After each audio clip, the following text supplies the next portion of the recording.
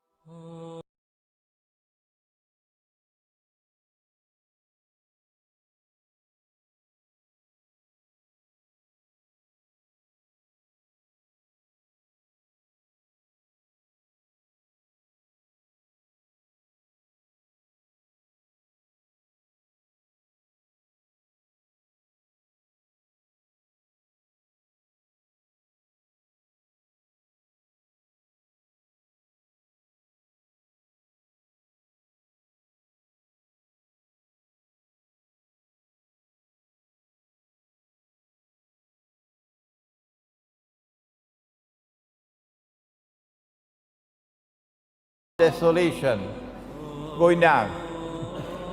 This one going up, that one going down. When that happens, then the next great event that will take place in the world would be the Malhama. Malhama is what the Christians refer to as Armageddon. The great war, the big war, the war of all wars.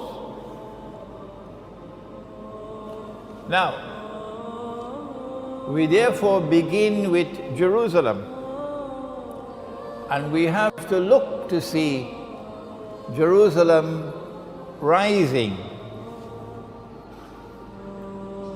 The Jews had been expelled.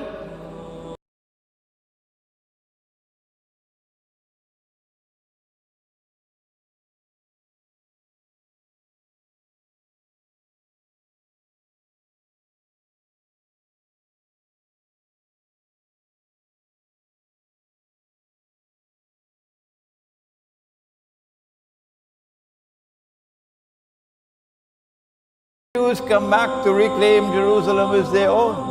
It's rising, isn't it? It's rising. Stage 3, a state of Israel is restored in the Holy Land. It's rising. And now, the rest of us know that Israel controls the United States Congress. And any American president that steps out of line, like John F. Kennedy, you know what happens to them.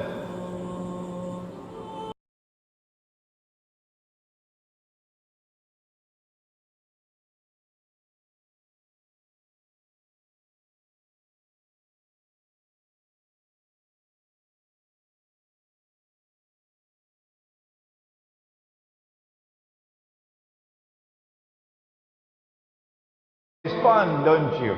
You know how they respond, don't you? So this is evidence that Jerusalem is not only rising and ascending, it's way up.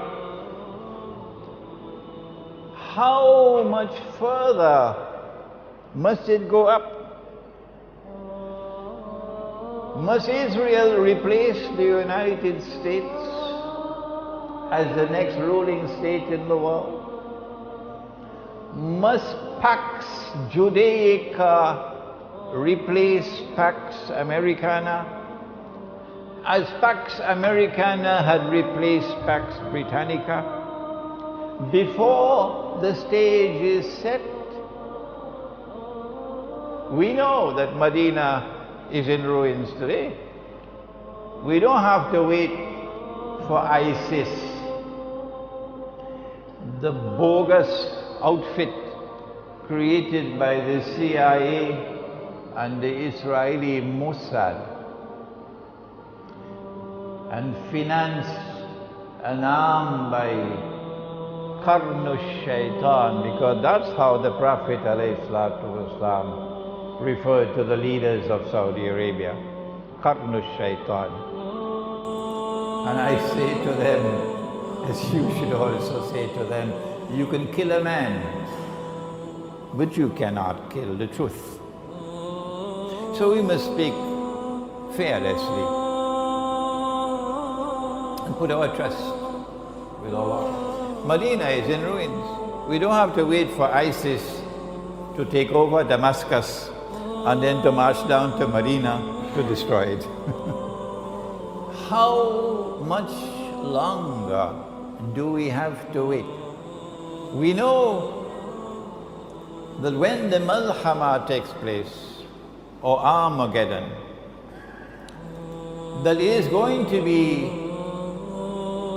a war like no other war has ever been.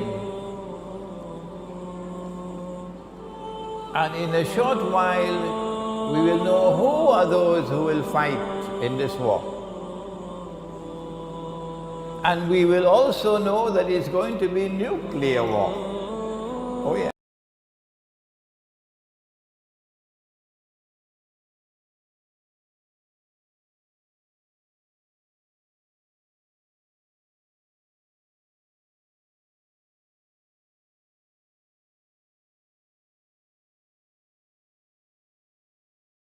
Birds flying in the sky will fall down when the Malhama takes place. Because perhaps you can no longer navigate.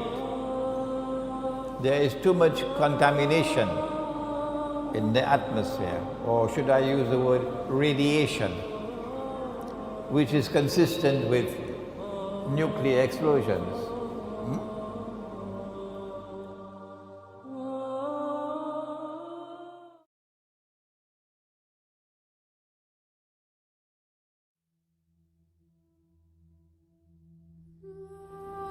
The companions of the Prophet ﷺ were sitting talking amongst themselves, hadith of Sahih Muslim, when he came and he asked, "What are you talking about?" And they said, "We are talking about alamatu sa'a, the signs of the last day." One of the major signs of the last day, and you know that there are 10, the 10 are not given in the order in which they will occur. It's a big English word, the chronological order in which they will occur. Which one comes first, which second, which we don't have that. What are the 10? Number 1, Dajjal. Number 2, Gog and Magog. Number 3, the return of the son of Mary, Nabi Isa alayhi salam. Number 4, Dukhan, smoke. And the Quran says that one day it's going to be plainly visible in the sky. Number 5, Dabbatul Ard, a creature or beast of the land, Which land? Which land? I say the Holy Land, Al-Ard al-Muqaddasa. Number 6, that the sun would rise from the west. Number 7, 8, and 9, 3 earthquakes in which the earth will sink down and swallow what it swallows. One in the east, one in the west, and the third one in Arabia. And number 10, that a fire will come out of Yemen. And this is not the fire that you use to cook. This is symbolic language. And drive people to their place of assembly for judgment. So of these 10, I want to turn to the smoke. A nuclear war would be one in which nuclear powers will use every single nuclear weapon that they possibly can use. Because it's going to be a fight to the finish. And so the world can now expect that if a nuclear war were to take place, excuse me, too late now to say if, rather it should be when the nuclear war takes place. When the nuclear war takes place, because they've already declared war on Russia. If you're living in France and Britain and in Western Europe, and if you don't know that your leaders have declared war on Russia, and the nuclear war is now inevitable, and when that nuclear war takes place, that thousands of nuclear weapons will explode. If you don't know that, then you are living in dreamland. And if you hope to survive in Western Europe, you're also living in dreamland. When it does take place, then I want to suggest to you tonight that the mushroom clouds which come from nuclear explosions, which will probably blot out sunlight, so that there will be no sunlight in the world. For how long, I don't know. The Christians speak of 3 days and 3 nights of no sunlight, but there's a hadith which speaks of 40. I want to suggest to you tonight, for you to think about it, that when the Prophet ﷺ spoke about smoke, dukhan, as one of the signs of the last day, that he was referring to the mushroom clouds which will come from nuclear war, the malhama.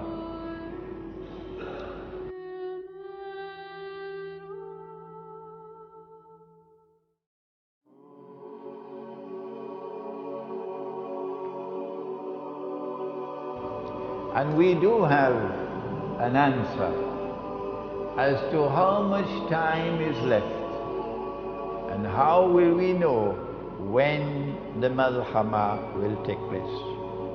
I want to take you now tonight to the hadith which is in Sahih Bukhari, in which the Prophet said, sallallahu ta'ala alayhi wa sallam, that the river Sungai river, the river Euphrates, Furat, which is in Iraq, the river Euphrates will uncover a mountain of gold, a mountain of gold from underneath the river. A mountain of gold. And people will fight over that gold. And 99 out of every 100 would be killed,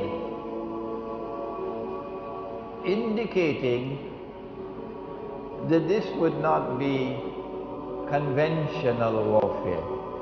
No. This has to be nuclear warfare for 99 out of every 100 combatants to be killed. And therefore, we would be on fairly good foundations if we were to suggest that the Malhama would be fought for the mountain of gold. Those who will fight for the mountain of gold will all be saying, I will be the one who will survive. But the Prophet said that the Muslims who are present at that time should not touch the gold. Should not touch the gold. So if we obey the Prophet ﷺ, the implication would be Muslims would not be involved in fighting in the Malhama. The Malhama will involve others who are not Muslims, or those Muslims who disobey the Prophet ﷺ. They will be part of the Malhama. So, that a mountain of gold will come out from underneath the river. Those of you who want to have tafsir, you can wait for a long time. That one day somebody will be there with a pan and they will find a nugget of gold, and that will be the sign that the mountain of gold is going to come out now from underneath the river. That's the tafsir. There are ahadith which are given in the form of mutashabihat, and they have to be subjected to ta'wil. So the flying donkey, we know the flying donkey is here. It's the modern aircraft. And the fight for that mountain of gold is about to take place. And that's the Malhama.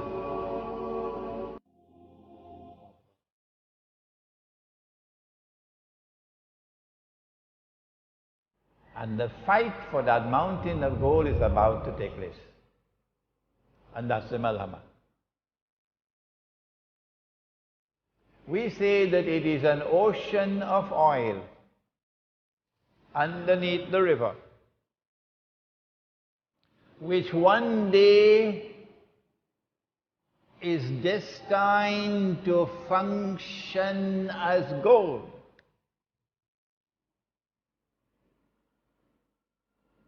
And that already happened. If you study the world of money, it will tell you something about how this money that we now use came into being. Where did this paper come from as money? When paper money first came into being, when the Bank of England was established,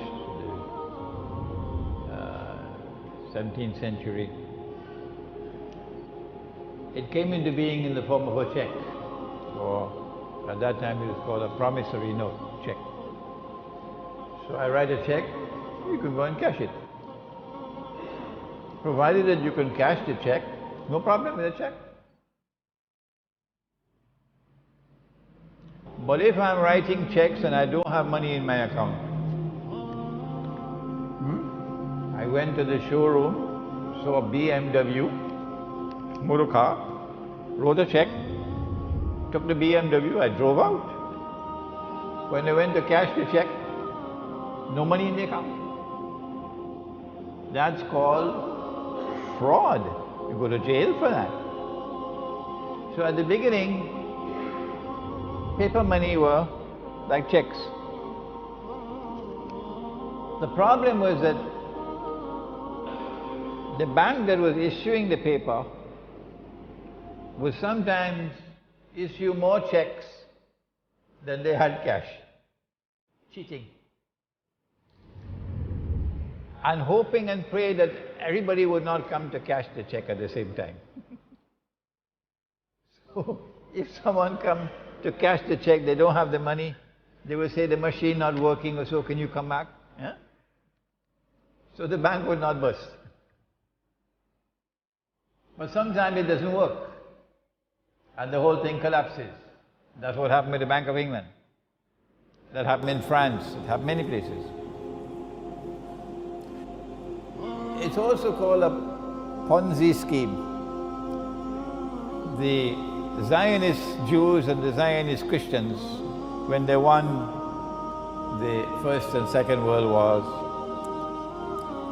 they decided they wanted to create a new monetary system of money that they will control. And paper money came into being as universal money. Made a law that it is illegal to use gold as money. Well, Allah made it halal, but they made it haram, which is shirk. If Allah makes something halal and you make it haram, you commit shirk. And if I follow you in it, I am a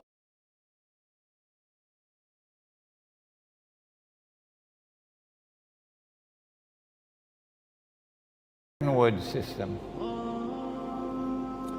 And they agreed that in order to have it's called a fig leaf to hide the shame, they will take one paper money, only one, and you could cash it for gold. It's called redeeming in gold. And because they wanted the United States to become the new ruling state in the world, replacing Britain, they chose the US dollar.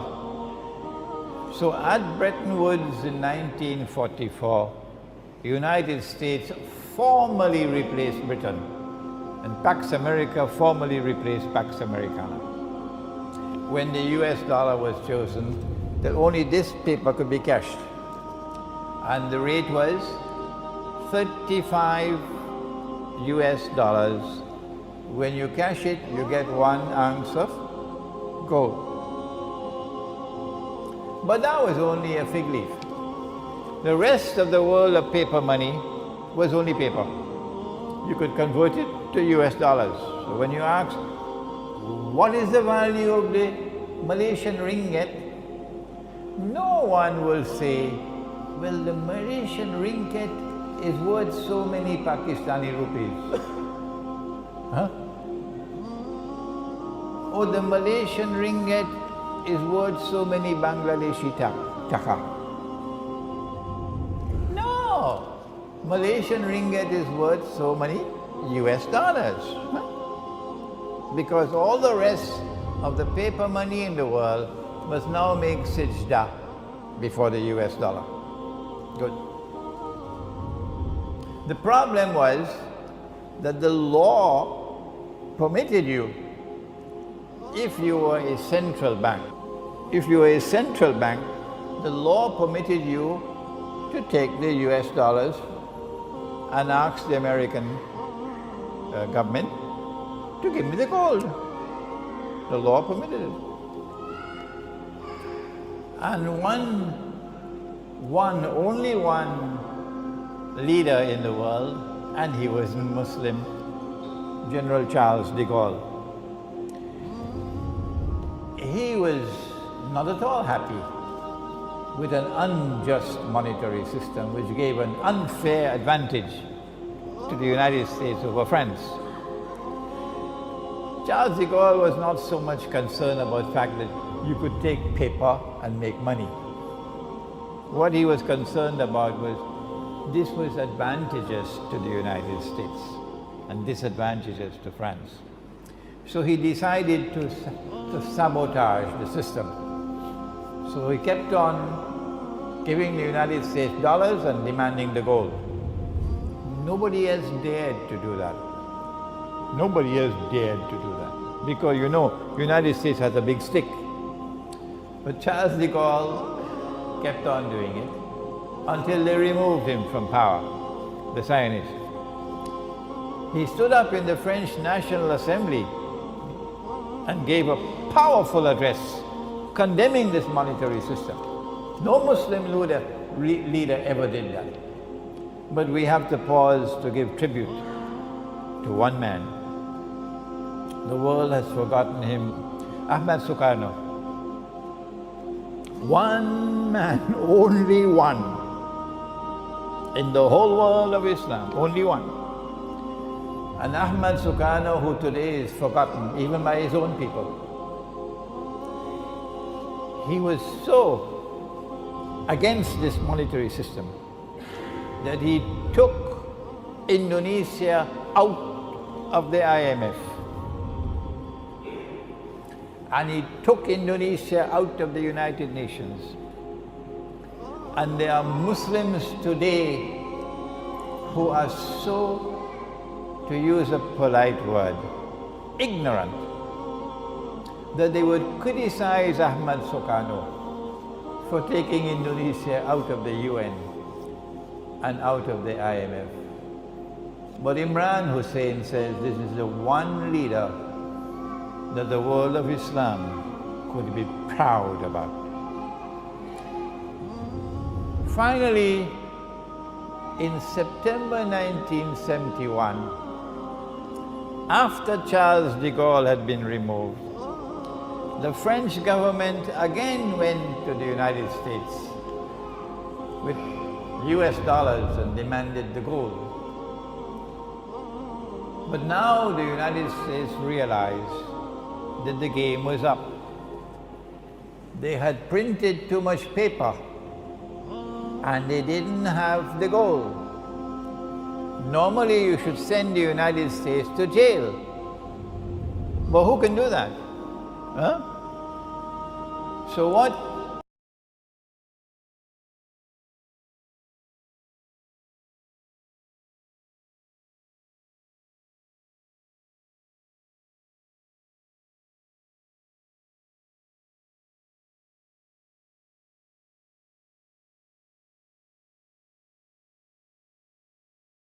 That we would redeem US dollars for gold. But we don't have to keep our word. We're not going to do it anymore. So now, no currency, no paper in the world, none, can be cashed. You just write checks and that will be your money. Who could write the most checks without the most money? Huh? So get a checkbook and start writing checks. The problem is, if you have an American checkbook or a French checkbook or a German checkbook or an Australian checkbook or a Singaporean checkbook, you could write checks. They call it hard currency. But if you have a Bangladeshi checkbook or Pakistani checkbook, you can write as many checks as you want. You cannot even buy a cup of coffee in Manhattan. See? So now you have a bogus monetary system which gives to the enemies of Islam the capacity to make as much money as they want by simply writing checks so that the donkeys in the world accept the checks. You don't have to work anymore to get money. No. In a world filled with donkeys, all you have to do is write checks. You could buy all the oil of Saudi Arabia free of charge. All you have to do is to get paper and pen and write checks. But this is a risk you're taking, because it's a house of cards. It could collapse. Once you had the gold, you had some security. But now the gold is no longer there. So from 1971 to 1973, they're searching for something to keep the house of cards strong.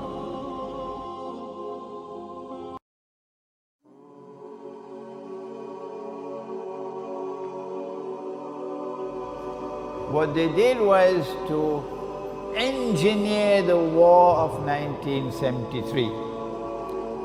And they were on both sides of the war. They were on the Israeli side and they were on the side with Anwar Sadat. And the Soviet Union was a Zionist client state. But the Arabs didn't know that. So they caused this war to go to a draw. And then Kissinger, they knew that if the war took place, they knew that King Faisal, rahimahullah, was going to impose an oil boycott on the United States. They knew it, because Faisal had said, I will do it. And they knew that if an oil boycott of the United States were to take place, the price of oil would rise. In fact, it rose by 400%, from $3 a barrel to $12. And suddenly the Arab oil producing countries were getting money flowing in. And they were happy with that, from $3 to $12. Kissinger waited until it reached 12. And then Kissinger flew to Saudi Arabia and succeeded in making the greatest deal that has ever been made in history. And because of that deal, an ocean of oil began to function as a mountain of gold. What did he do? He got Faisal to agree that Saudi Arabia would sell its oil for only US dollars. You cannot buy oil from Saudi Arabia with any money, even with gold dinars. You cannot. Saudi Arabia will not sell, except for US dollars. And then Saudi Arabia got the other Arab oil producing countries to fall in line. And then came OPEC. And OPEC was the organization which kept the ocean of oil functioning as a mountain of gold, OPEC. So long as you could not buy oil other with US dollar, the US dollar no longer needed gold. No. Oil had now taken the place of gold. And the US dollar was now flying even higher than it could under Bretton Woods. Because in Bretton Woods you had to keep some gold. You had to keep some gold. But the new monetary system, which is no longer the Bretton Woods monetary system, the new one is called the petrodollar monetary system. with the petrodollar monetary system, there is no limit to the amount of US dollars you can issue. You don't even have to print the paper anymore. No. They created something called electronic money. So you do away with paper and with ink and with the security company with their vans and guards and all these things. And electronic or digital money replaces it. And you can simply type in $1 trillion, that's all. And so it really became a mountain of gold. That is what has kept the United States as the leading ruling state in the world, with such vast resources that the United States has more than maybe 1,000 military bases all around the world. And every single misguided so-called jihadist who go and join ISIS could be getting 1,000 US dollars a day because it's free. And so there you are. A mountain of gold has come out from underneath the river.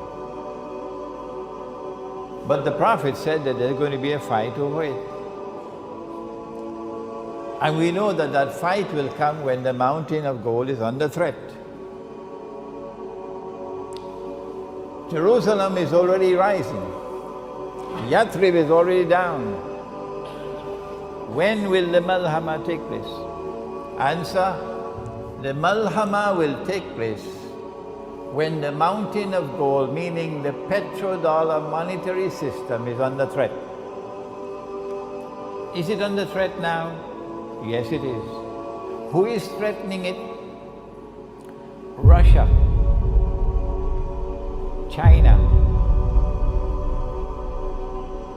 South Africa, India, and Brazil. These five are called BRICS. And these five countries, supported by others, oh yes, these five countries now want to establish an alternative to the petrodollar monetary system. And they are making headway. Yes.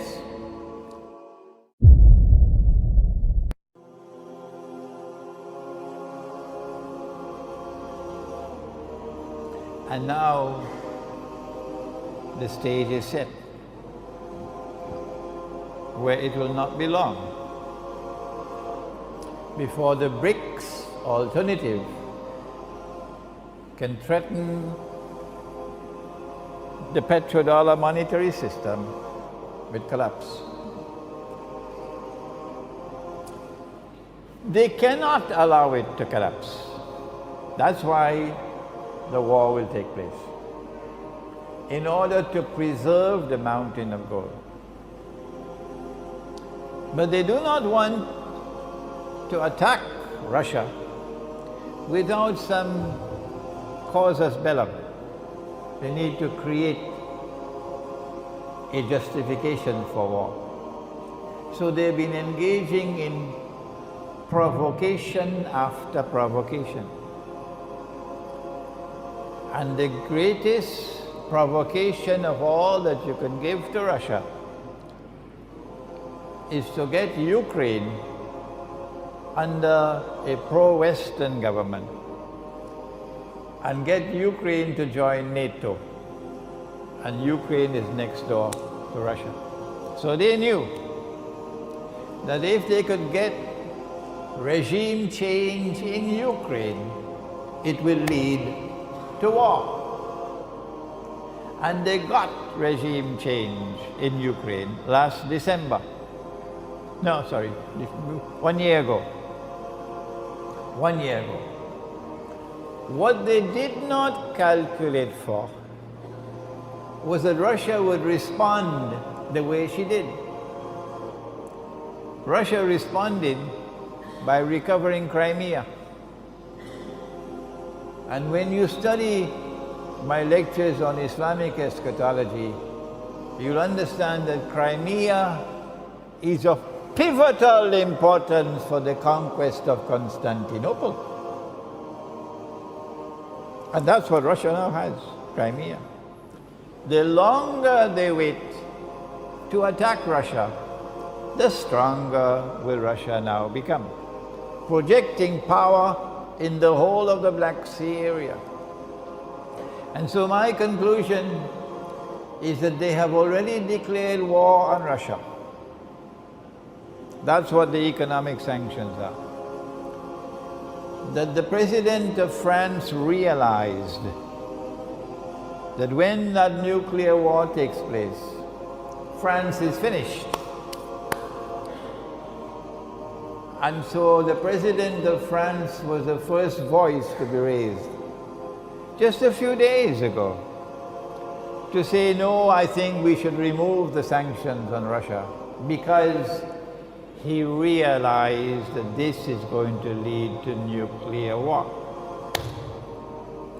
But the Zionists had other plans, and that's why the two men came with hoods over their head, and they killed the 12 people. And then they went to some kosher restaurant, and they left, you know, to say, well, we are ISIS or we are Muslims and so on. It happened so many times already in the past, to put the blame on Muslims. And now France is in uproar. So the French president has to forget what he said about sanctions against Russia. When the nuclear war takes place, we know that it's going to devastate North America and Europe, Europe East and Europe West. But Russia is not just a European country. Russia is also an Asian country. So Russia will survive the nuclear war.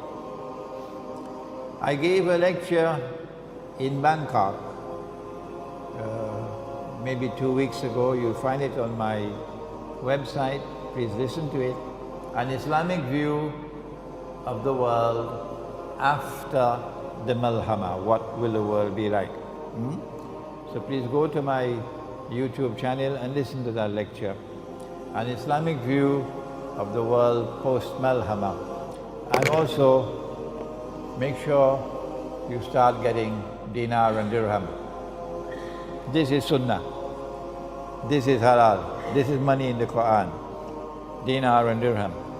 The price of gold has gone down now because the price of oil is being deliberately taken down in order to sabotage Russia. So this is the time for you to buy gold and buy silver, dinar and dirham. And they're being minted now in Malaysia, so there's no excuse, you can get it easily.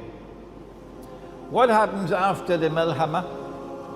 After that, said the Prophet ﷺ, and the next event would be the conquest of Constantinople. Incidentally, the conquest of Constantinople indicates that Russia will survive the Malhama, because there is no military significance of the conquest of Constantinople other than that the Bosphorus and the Straits of, is it Dardanelles or I pronounced it wrongly last time.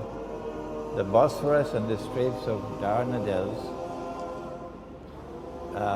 would now be open. NATO will no longer be controlling it.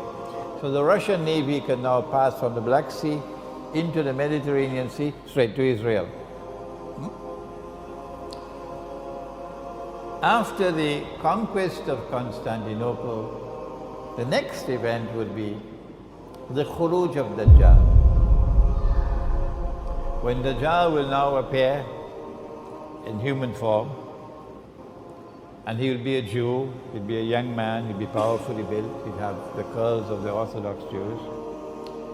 Israel would then be ruling the world, the ruling state in the world.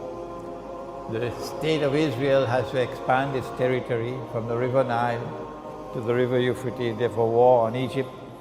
But all of these things we have already spoken of in previous lectures.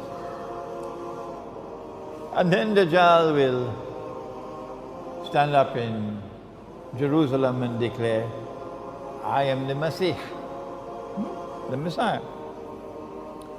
And those who have tafsir, for what they should have ta'wil, they will say, no, he cannot be Dajjal. Why? Oh, he has 2 eyes. And the Prophet said Dajjal has 1 eye. See? Because they're given tafsir when they should be given ta'wil. When the Prophet said Dajjal sees with his left eye, he's blind in the right eye. The ta'wil is that Dajjal has external vision and he is internally blind. And all those who follow him would be internally blind. So he say, I am the Messiah.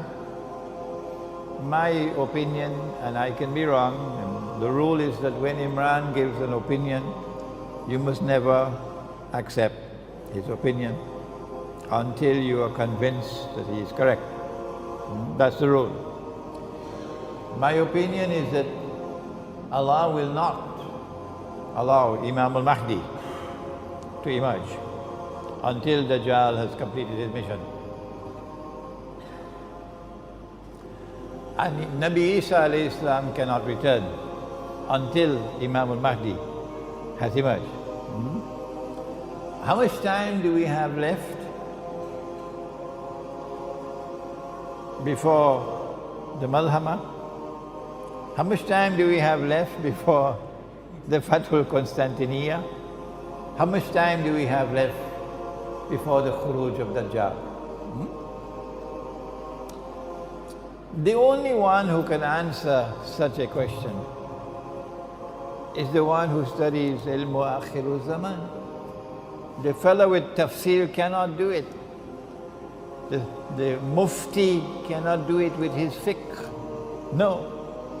The historian cannot do it. The political scientist cannot do it. The economist cannot do it.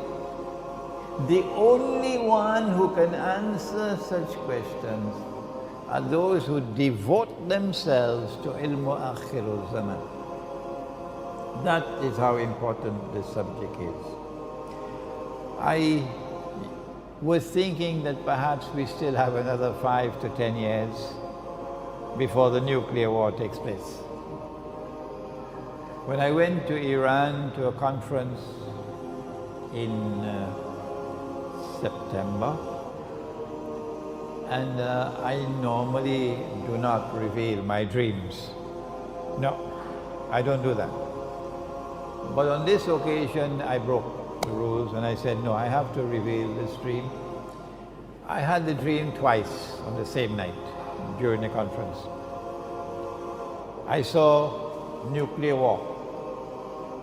And I saw the nuclear missiles being shot into the sky. And I saw that Pakistan was a part of the nuclear war. Obviously, that has to take place. Once nuclear war takes place, Pakistan has to be attacked, because they cannot allow Pakistan to remain as a nuclear power, not at all. When I had that dream and I woke up, I came to the conclusion that because of a previous dream that I had 2 years before 9/11, and 2 years later 9/11 took place, I said to myself, well, if history is to repeat itself, the implication is that Allah has sent this dream to me, giving us the same 2 years' time. If the Malhama is to take place in another 2 years, what do we do? And number one, get out of the cities. Head for your kampung. Head for the kampung. Number two, stay away from big communities, go to small ones, small villages. Number three, stock up on food. Number four, stock up on water. Number three is food. Number four, water. Number five, life and death is in Allah's hands. And when Allah chooses death, the servant of Allah accepts death. Only Allah will know who will live and who will die. But if you live after the Malhama, you've got to be prepared. After the Malhama, the big cities are going to be the worst place in the world to live. Why? A city of 20 million people cannot feed itself. It gets its food from outside. It gets its water supply from outside. Like Karachi. And when the Malhama takes place, the supply lines will be disrupted. When no food is coming and no water is coming, you're going to have riots. It will be dog eat dog. People will be breaking down the doors of your home and coming into your home to steal your food and your water. Nowhere can you hide it. So if you live in the cities, it's going to be anarchy. It's going to be hell in the cities. And on that day when hell breaks out in the towns and cities, on that day when all hell breaks out in the towns and cities, then you will remember Suratul Isra, where Allah says, وَإِن مِّن قَرْيَةٍ إِلَّا نَحْنُ مُهْلِكُوهَا قَبْلَ يَوْمِ الْقِيَامَةِ أَوْ مُعَذِّبُوهَا عَذَابًا شَدِيدًا كَانَ ذَلِكَ فِي الْكِتَابِ مَسْطُورًا. And not a single town and city will escape. We'll destroy them all. And those which are not destroyed will be punished with terrible, terrible punishment. And this is something inscribed in the book. So when the Malhama takes place, wait to see what's going to happen in the big cities and towns. So safety lies in getting out, withdrawing, going to the remote countryside, and stocking up on food and on water. And then comes the conquest of Constantinople. And I believe that is why they created ISIS. I don't think they created ISIS primarily to remove Assad. No. I think they created ISIS more to sabotage the Muslim army, which will move to conquer Constantinople. Because ISIS will stand in the way from Arabs joining that army, joining with the Turkish Muslims in the effort to break the back of NATO and liberate Constantinople from NATO control. That's why they created ISIS. But if Allah has ordained that it will happen, it will happen. Constantinople will be conquered on the basis of an alliance of Islam, Muslims and Rome. And we do not have the time tonight to enter into a discussion on that subject of the alliance with Rome. After the conquest of Constantinople, we have the Khuruj of Dajjal. It's time for you to study the subject of Dajjal. This book of mine, Jerusalem in the Quran, has a chapter in it on Dajjal, and this book is translated into Bahasa. Please now, after tonight's lecture of an introduction to Ilmu Akhiru Zaman, take some time to read the books I've written. Listen to the lectures on YouTube. You can download them free of charge. And begin to study the subject and take the Quran and start to use the Quran to study and understand the world in which you're living today. And I pray that from Alam Imtihang may come out scholars who tomorrow will be able to teach the subject of Ilmu Akhiru Zaman. ربنا تقبل منا إنك أنت السميع العليم وتب علينا يا مولانا إنك أنت التواب الرحيم برحمتك يا أرحم الراحمين آمين.